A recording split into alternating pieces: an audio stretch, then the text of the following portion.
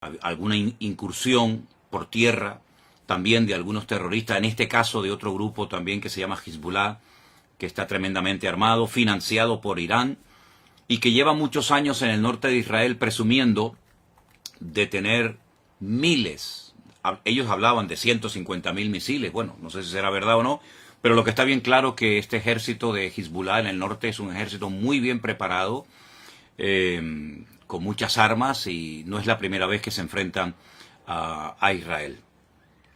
Hay temor, hay mucha incertidumbre acerca de lo que va a pasar. Mi hermana querida Susana, desde Galilea, me llamaba esta mañana y hablábamos un buen rato y me comentaba cómo está la situación. Ya digo, hay mucha incertidumbre, mucho temor. 300.000 personas que forman parte de la, digamos, de la reserva, personas que han estado en el ejército, pero que han vuelto a ser llamados para apoyar a los que están allí combatiendo, han sido llamados. En fin, todo esto está moviendo, está sacudiendo las estructuras, no solamente de Israel, sino que está el Señor hablándonos y dándonos un mensaje, yo creo, muy claro. Yo dije en cierta ocasión, en los días del confinamiento, ¿se acuerdan ustedes? Por allí, por marzo del 2020, que Dios le estaba hablando al mundo con lo que estaba sucediendo. Pero, sobre todo, era un tiempo especial para que la iglesia recapacitara y reflexionara acerca de lo que estaba pasando. Aquellos hermanos que me decían o que decían, no tengo tiempo para orar, para leer la Biblia, para estudiar la palabra, yo les dije, pues vais a ver cómo vais a tener tiempo. Ahora vais a tener bastante tiempo, porque vais a estar encerrados muchos días, semanas y probablemente hasta meses, para que esa excusa de que no tengo tiempo ya sea desterrada definitivamente de vuestras vidas. Por lo tanto, yo creo que en aquellos meses, en aquel tiempo, 2020, el Señor estuvo tratando con la iglesia, con cristianos tibios, cristianos que se habían dejado de congregar por diferentes motivos, muchas personas que comenzaron a leer la Biblia por primera vez en su vida y tuvieron un encuentro personal con Cristo. Y bueno, y de aquellos días, de aquella temporada, surgió lo que todos conocemos como la iglesia virtual, formada por centenares y centenares de hermanos de todas partes del mundo que se acercaron al Señor, gente que se entregó a Cristo en aquellos días, y nació la iglesia virtual, que hasta el día de hoy pues sigue siendo un instrumento tremendamente poderoso en las manos del Señor, y ahí surgieron iglesias y obreros y lugares de culto y tantas cosas que podríamos mencionar. Ahora el tiempo es diferente. Ahora nosotros, por lo menos en esta parte del mundo, no estamos encerrados, pero sí están encerrados en sus hogares los habitantes de Israel, que no pueden salir a las calles, no pueden ir los chicos a estudiar a la escuela, no pueden las personas ir a trabajar a sus trabajos porque el país está en guerra. Pero yo siempre también he dicho, y solamente lo recuerdo, que lo natural es un reflejo de lo espiritual. Repito, lo natural es un reflejo de lo espiritual. ¿Qué está pasando en lo natural? Cosas terribles. Hemos visto imágenes que nos han dejado a todos con los pelos de punta, y otras muchas que no hemos querido publicar. Y todo esto, la pregunta es, ¿Dios lo ha permitido, sí o no? ¿O es que aquí el diablo puede hacer lo que le da la gana, cuando le dé la gana y cuando quiera y donde quiera? Yo creo que el que controla la historia, el que quita y pone reyes, el que permite o impide cosas es nuestro Dios. Y el diablo no puede hacer nada sin permiso de Dios. Siempre recuerden eso. El diablo no puede hacer nada sin permiso de Dios. ¿Se acuerdan cuando el endemoniado Gadareno, los demonios que habitaban en él, le pidieron permiso al Señor para entrar en aquella piara, en aquel hato de cerdo? ¿Se acuerdan ustedes? Bueno, pues ahí tienen un ejemplo. El diablo está sometido a Dios. Libro de Job, léanlo detenidamente, léanlo tranquilamente, y se van a dar cuenta que Satanás actuaba hasta donde el Señor le permitía actuar, porque el diablo no es un ser, digamos, autónomo, que puede hacer lo que le dé la gana, sin darle cuentas a nadie, ni muchísimo menos. El diablo es un ser que tiene que estar sometido a Dios, le guste o no. Porque Dios es el que permite, el que impide, el que autoriza, el que abre o el que cierra. Y en esta ocasión, Dios ha permitido todo lo que ha sucedido. Claro, algunos dirán, bueno, pero yo no creo en eso. Es que, lo he dicho muchas veces, lo que usted crea o lo que usted opine no va a cambiar la esencia de Dios. Y Dios tiene todo el permiso y toda la autoridad para hacer lo que quiera y cuando quiera, cuantas veces le dé la gana, porque para eso es Dios. Y no está sujeto a leyes humanas ni a ningún tipo de limitaciones. Él es Dios soberano, Rey de toda la tierra es de Dios y su plenitud, y por lo tanto, cuando Él permite algo es porque es necesario que eso que sucede haya sucedido de esa manera.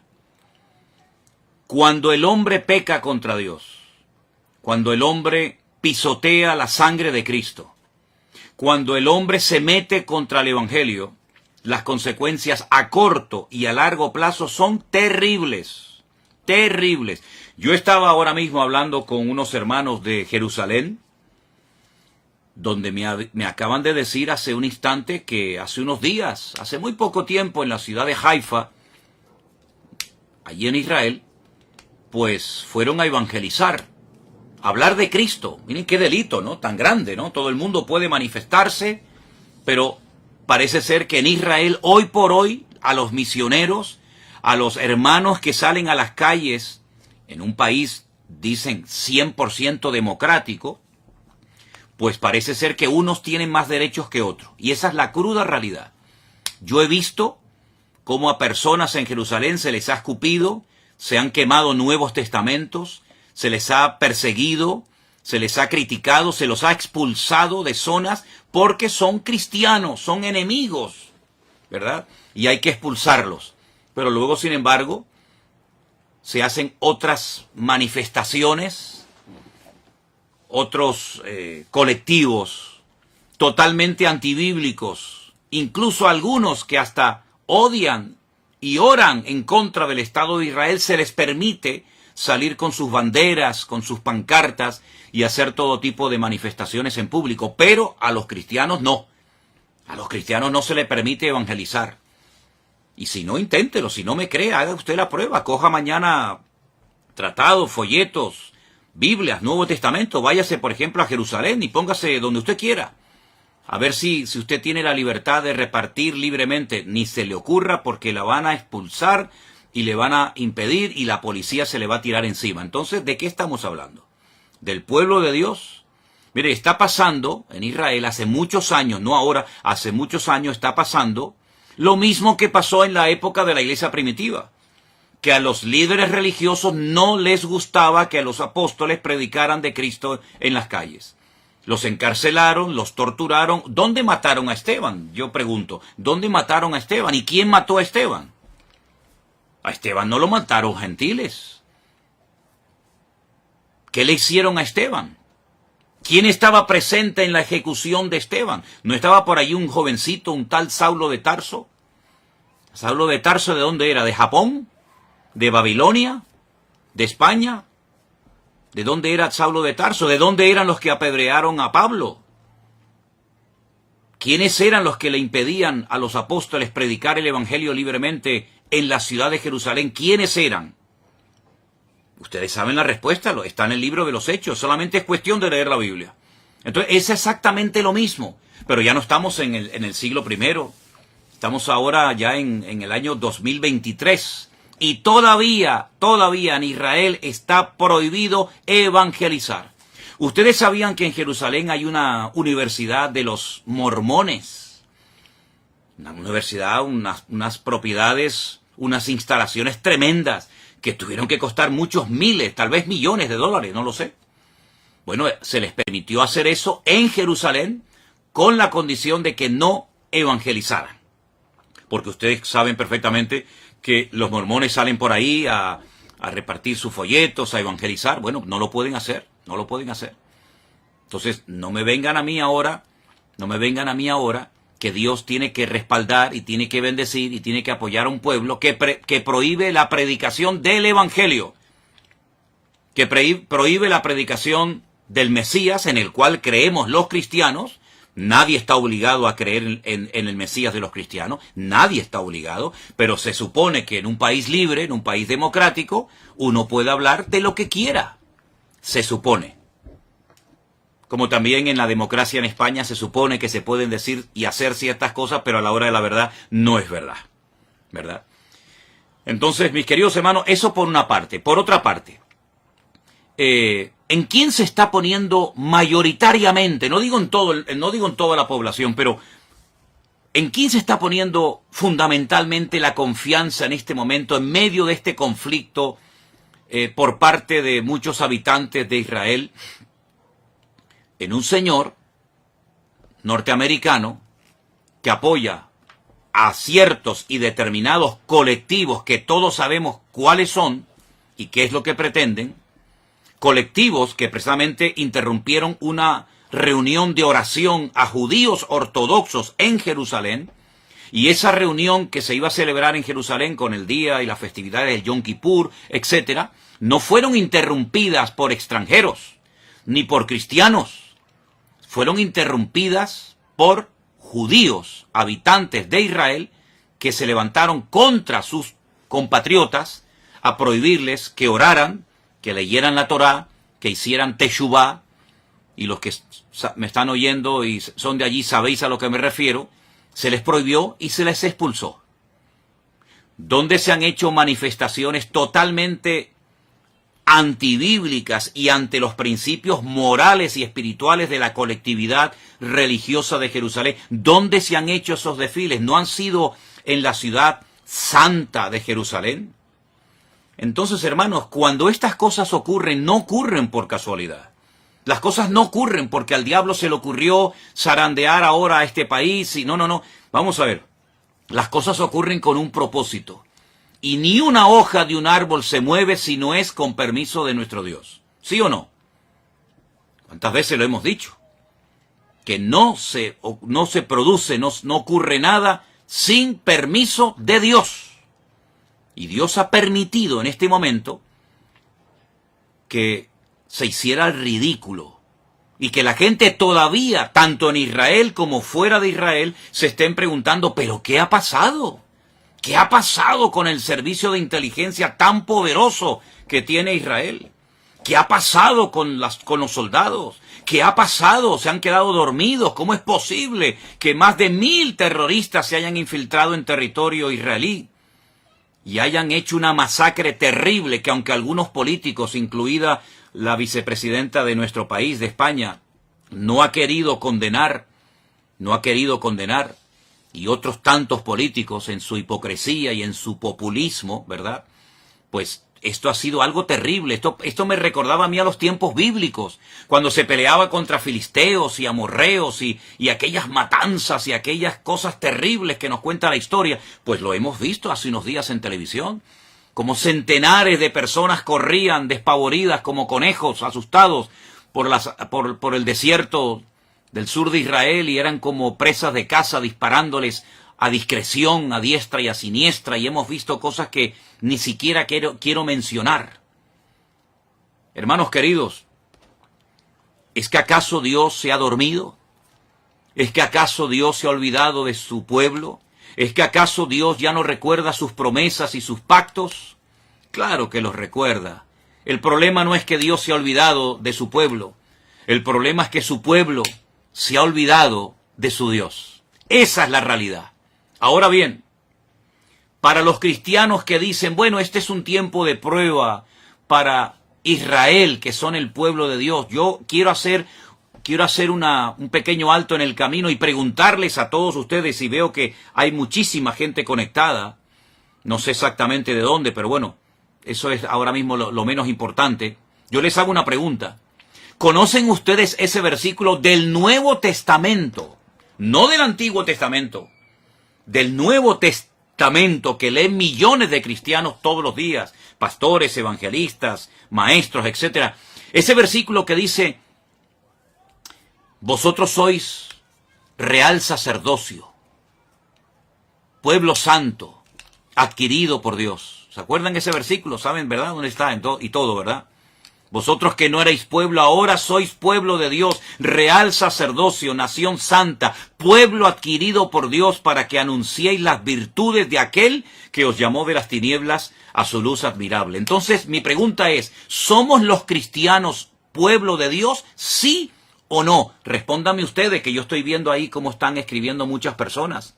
¿Somos los cristianos, vuelvo a preguntar, ¿somos los cristianos pueblo de Dios o no somos pueblo de Dios? ¿O el único pueblo de Dios que existe sobre la faz de la tierra se llama Israel? Y nosotros, entonces, si no somos pueblo de Dios, ¿qué somos entonces, hermanos? ¿Qué somos entonces? Si no somos pueblo de Dios, somos otro pueblo diferente. Dios tiene entonces dos pueblos, uno judío y uno gentil. O Dios tiene un solo pueblo, y a ese único pueblo pertenecen judíos, españoles, japoneses, americanos, latinos. Dios tiene un solo pueblo. Entonces, si somos el pueblo de Dios, y yo creo que en eso, no lo sé, estaremos la inmensa mayoría de creyentes de acuerdo. Si somos el pueblo de Dios, y veo que muchos están contestando, sí, pastor, sí, somos el pueblo, muy bien, pues entonces a todos los que están diciendo que sí somos el pueblo de Dios, y a los que no lo están contestando, pero saben que somos el pueblo de Dios, yo les quiero leer estos versículos. Y dicen así: si se humillare mi pueblo.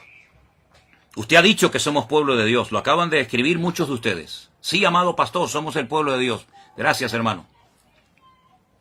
Si se humillare mi pueblo, sobre el cual es invocado mi nombre, y oraren, y buscaren mi rostro, y se convirtieren de sus malos caminos, entonces yo oiré desde los cielos y perdonaré sus pecados, y sanaré su tierra. Vuelvo a hacer la pregunta de antes: ¿somos los cristianos hijos de Dios y pueblo de Dios, sí o no? Sí, ¿verdad? Pues entonces, ¿qué estamos esperando para, como pueblo de Dios, humillarnos, invocar su nombre, orar, buscar su rostro, convertirnos de nuestros malos caminos, dejarlos a un lado? ¿Qué estamos esperando, hermanos queridos? Sí, ya veo que saben el versículo dónde está y todo. Segunda de Crónicas 7:14, efectivamente, ese es, mi hermana Mónica. Segunda de Crónicas 7:14. Pues si somos el pueblo de Dios, seamos coherentes con lo que decimos. Porque es una incongruencia decir somos pueblo de Dios para lo que nos interesa. Y ahora que está viniendo la hora de prueba a todas las naciones de la tierra, decir no, eso ahora es para los judíos. Entonces, ¿en qué quedamos? ¿Somos o no somos el pueblo de Dios? No seamos hipócritas. No seamos fariseos. No seamos pueblo de Dios para las promesas y para los privilegios y para las bendiciones, y después resulta que no somos pueblo de Dios cuando viene la ira de Dios, cuando viene la justicia de Dios, etcétera, etcétera, etcétera. Hay un mensaje muy bonito que el Señor le da a una de las iglesias que son mencionadas en el libro del Apocalipsis, y dice lo siguiente: yo conozco tus obras, he aquí que he puesto delante de ti una puerta abierta, la cual nadie puede cerrar, porque aunque tienes poca fuerza, has guardado mi palabra y no has negado mi nombre. ¿Qué le parece? Por cuanto has guardado la palabra de mi paciencia, yo te guardaré de la hora de la prueba que ha de venir sobre el mundo entero. Ahora les digo dónde estoy leyendo. Yo te guardaré de la hora de la prueba que ha de venir sobre el mundo entero para probar a los que moran sobre la tierra. ¿A quién van dirigidas esas palabras, hermanos?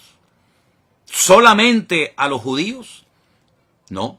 Esas palabras las escribió el apóstol Juan porque el Señor Jesucristo, el que murió en la cruz y resucitó al tercer día, le dijo: escribe lo que has visto, lo que has oído, lo que es y lo que será, y envíalo a las 7 iglesias. Y este mensaje va dirigido a la iglesia de Filadelfia.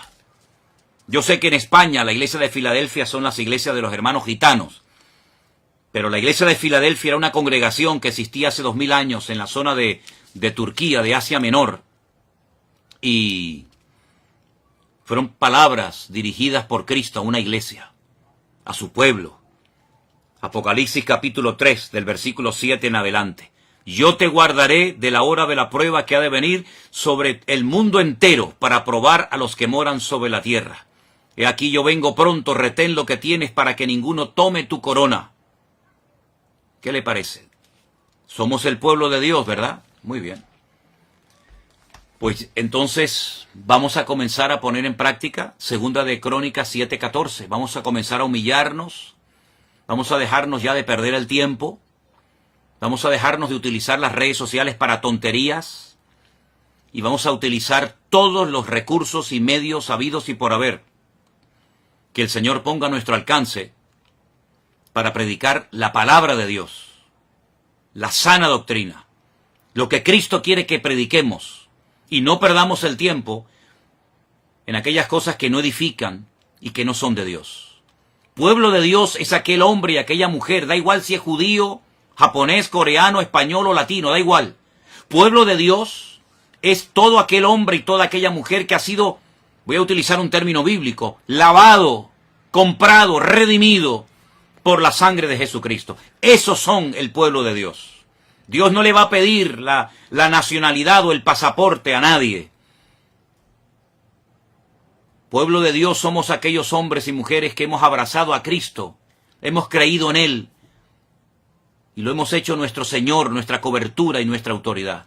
Por eso cuando yo veo al pueblo de Israel casi rogándole, suplicándole al señor Biden, al señor de los Estados Unidos, que el pobrecito ya no sé ni cómo se puede mantener en pie. Por favor, ayúdennos, no nos abandonen, no nos dejen solos. Y vemos al señor Biden saliendo y diciendo, no les vamos a dejar solo, aquí estamos nosotros. Miren, escúchenme una cosa, si no claman ahora al Dios de Israel, los que viven allí, los que necesitan ver una manifestación poderosa del poder de Dios, si no claman a Dios, sino que se refugian y miran al tío Sam y miran a América, cuando termine esta guerra, que va a terminar, por supuesto, y que Dios la va a ganar, y que Dios la va a ganar, ¿quién se va a llevar la gloria? ¿Dios? ¿O los que ayudaron al pueblo de Israel? Porque que yo sepa, el señor Biden tiene de cristiano lo que yo tengo de obispo católico. Yo soy más obispo católico, hablando, bromeando, que el señor Biden de cristiano. El señor Biden de cristiano no tiene nada, nada, nada. Lo que apoya el señor Biden es antibíblico. Y ahora poner la confianza en el todopoderoso tío Sam, creyendo que ellos le van a salvar. Qué error histórico tan grande está volviendo a cometer, y con todo el dolor de mi alma tengo que decir, qué dolor tan grande me produce que el pueblo de Israel, el pueblo de la Biblia, el pueblo de las promesas, el pueblo de los apóstoles, el pueblo del Mesías verdadero, el pueblo de los profetas, tenga que mirar al hombre, cuando la palabra de Dios dice, maldito el hombre que confía en el hombre. Más bienaventurado el hombre que confía, o el pueblo que confía en el Señor Dios Todopoderoso. Miren, yo les voy a pedir a los que quieran un favor. Yo voy a pedirles que ustedes lean detenidamente el capítulo 14, el capítulo 15 y el capítulo 16 de Segunda de Crónicas. Repito, capítulo 14, capítulo 15 y capítulo 16 de Segunda de Crónicas. Lean detenidamente el reinado del rey Asa, hijo de Abías.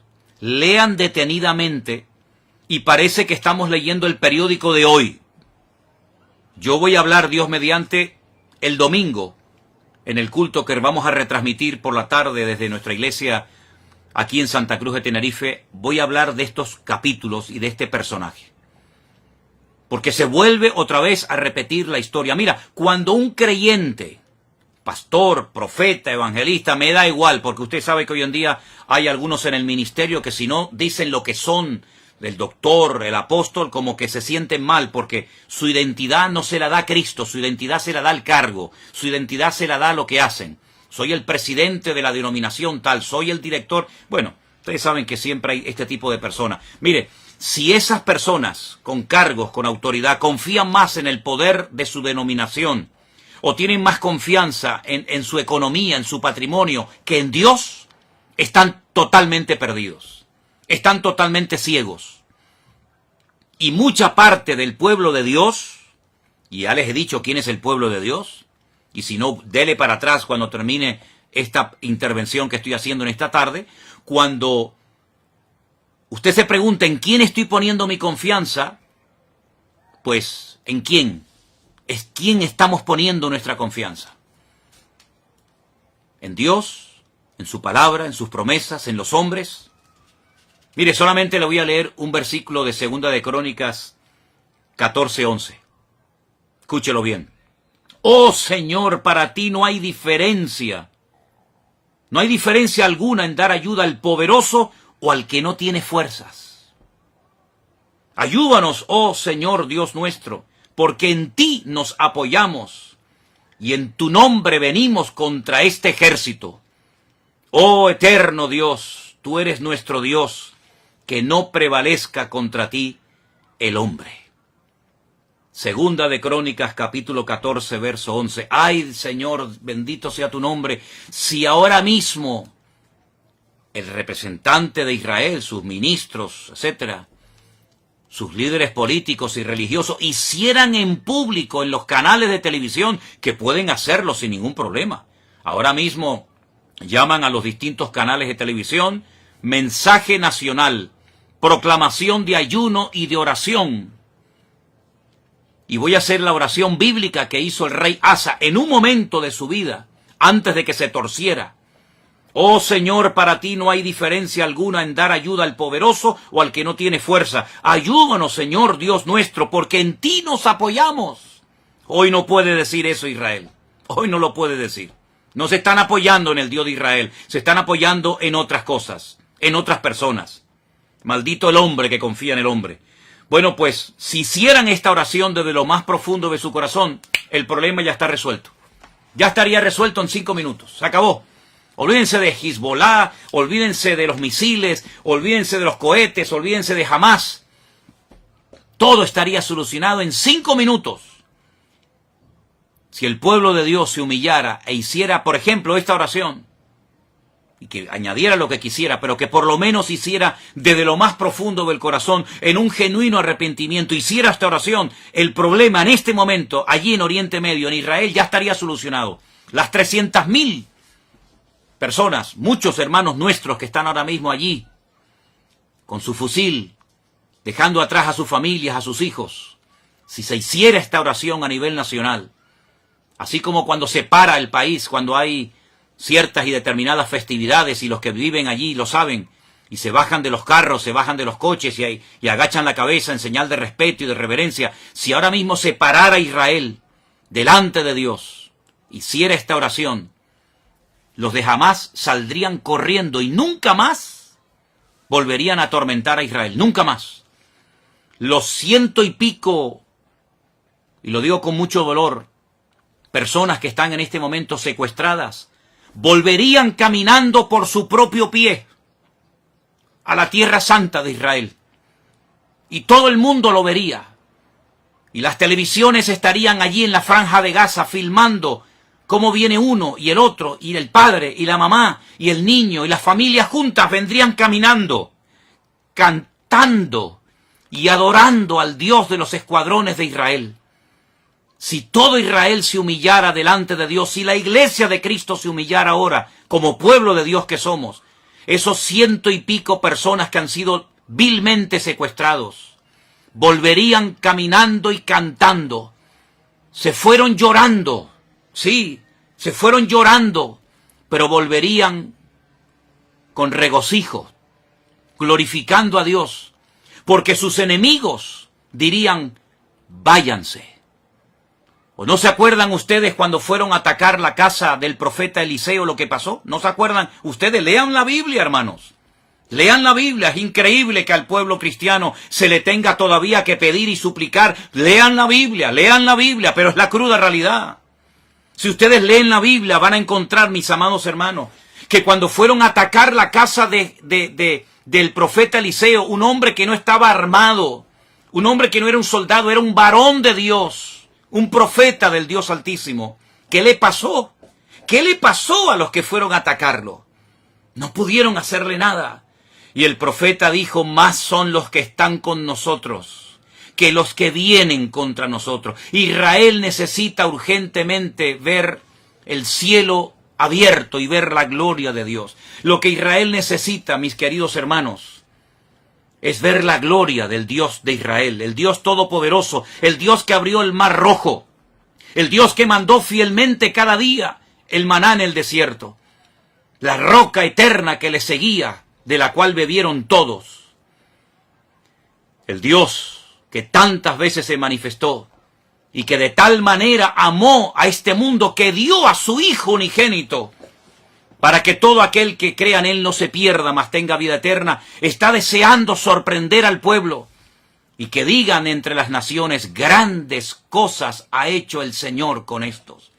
El Señor quiere llenar la boca de risa del pueblo de Dios, quiere traer regocijo, cántico, júbilo y alegría a su pueblo. Ahora está llorando, ahora está sufriendo, pero todo eso puede cambiar, repito, si el pueblo de Dios se humilla ahora mismo y le piden perdón a Dios por la idolatría, por los pecados terribles, por las abominaciones terribles que ha estado cometiendo y siguen cometiendo, por las blasfemias que han cometido, por el rechazo a los cristianos, creyéndose superiores a los demás, llamando Goyín, los Goyín, ¿verdad? Los perrillos, a los que no son como ellos. Ay, mis queridos hermanos, qué imagen impactante sería ver a esas criaturas que fueron llevadas cautivas, como se llevaron cautivos antaño a muchos judíos, por ejemplo, a Babilonia.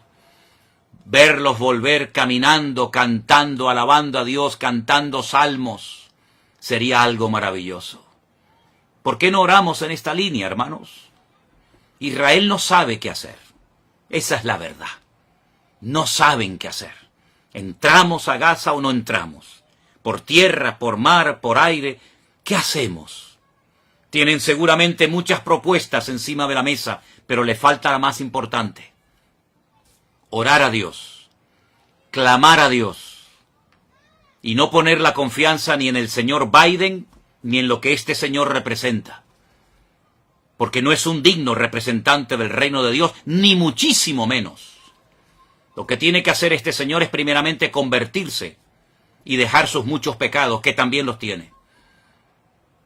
No es el instrumento de Dios para traer justicia y paz a la tierra, no. Para eso traemos al príncipe de la paz, que es nuestro Señor Jesucristo. No necesitamos tu ayuda, mi amigo. Con nuestro Dios nos sobra y nos basta. Pero, hermanos queridos, hasta que esto no suceda, correrán ríos de sangre y muchas personas perderán la vida innecesariamente. Muchas de estas cosas se podían haber evitado, créanme. Muchas de estas muertes se podían haber evitado si hubieran preparado sus corazones y hubieran impedido que el pecado entrara a la tierra santa de Dios. Pero se comportaron mal fuera cuando estaban fuera de la tierra, se han comportado muchos mal estando en la tierra, y ahora aquellos que quieren predicar las buenas nuevas del Evangelio, se les prohíbe y se les persigue y se les humilla. Entonces, queridos, ¿qué les parece? Que Dios nos bendiga, que Dios nos ayude. Pensaba honestamente que, como no había anunciado nada, prácticamente nadie se conectaría a este tiempo en el que estoy compartiendo el sentir de mi corazón, y me he quedado realmente sorprendido de ver la cantidad de gente que se ha conectado. Que Dios les bendiga, y en vez de orar genéricamente por el pueblo de Israel, vamos a orar específicamente para que haya humildad, quebrantamiento de corazón, genuino arrepentimiento, para que el Señor traiga restauración a su tierra y veamos la gloria de Dios que nos está haciendo mucha falta. Sí, también a nosotros necesitamos milagros, señales, prodigios. No puede ser que se esté hablando más de terroristas que de Cristo. No puede ser que los medios de comunicación gasten más saliva y más tiempo y más horas de programación, dando pompa y publicidad a criminales y asesinos, que al Evangelio del Señor Jesucristo. Están pisoteando a Cristo, están menospreciando a Dios y a su palabra. Pero nosotros, recordemos, somos la sal de la tierra y la luz del mundo. Iglesia, despiértate, tú que duermes, y te alumbrará Cristo. Oramos, mis queridos hermanos. Padre amado, Padre celestial, Dios todopoderoso,